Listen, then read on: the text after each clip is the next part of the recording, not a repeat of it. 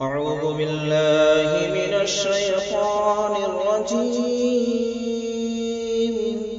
بسم الله الرحمن الرحيم. ألف لام ميم. تنزيل الكتاب لا ريب فيه من رب العالمين. أم يقولون افترى بل هو الحق من ربك لتنذر قوما ما أتاهم من نذير من قبلك لعلهم يهتدون. الله الذي خلق السماوات والأرض وما بينهما في 6 أيام ثم استوى على العرش ما لكم من دونه من ولي ولا شفيع أفلا تتذكرون. يدبر الأمر من السماء إلى الأرض ثم يعرج إليه في يوم كان مقداره 1000 سنة مما تعدون. ذلك عالم الغيب والشهادة العزيز الرحيم الذي أحسن كل شيء خلقه وبدأ خلق الإنسان من طين ثم جعل نسله من سلالة من ماء مهين ثم سواه ونفخ فيه من روحه وجعل لكم السمع والأبصار والأفئدة قليلا ما تشكرون.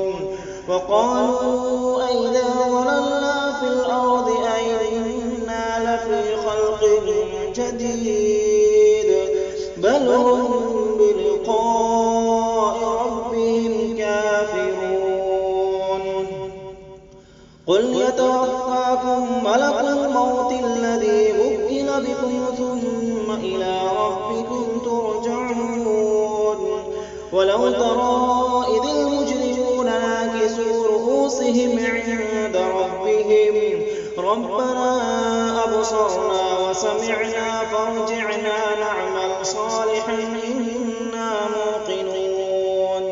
ولو شئنا لآتينا كل نفس هداها ولكن حق القول مني لأملأن جهنم من الجنة والناس أجمعين. فذوقوا بما نسيتم لقاء يومكم هذا إنا نسيناكم وذوقوا عذاب الخلد بما كنتم تعملون. إنما يؤمن بآياتنا الذين إذا ذكروا بها خروا سجدا وسبحوا بحمد ربهم وهم لا يستكبرون. تتجافى جنوبهم عن المضاجع يدعون ربهم خوفا وطمعا ومما رزقناهم ينفقون.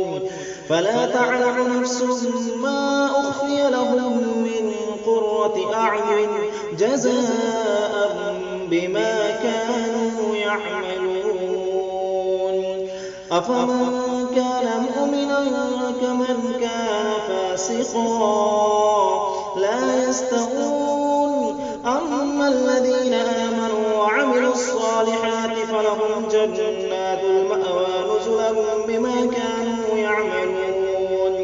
وأما الذين فسقوا فمأواهم النار كلما أرادوا أن يخرجوا منها أعيدوا فيها وقيل لهم ذوقوا عذاب النار الذي كنتم به تكذبون.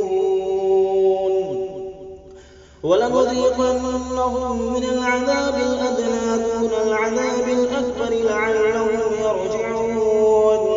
ومن أظلم ممن ذكر بآيات ربه ثم أعرض عنها إنا من المجرمين منتقمون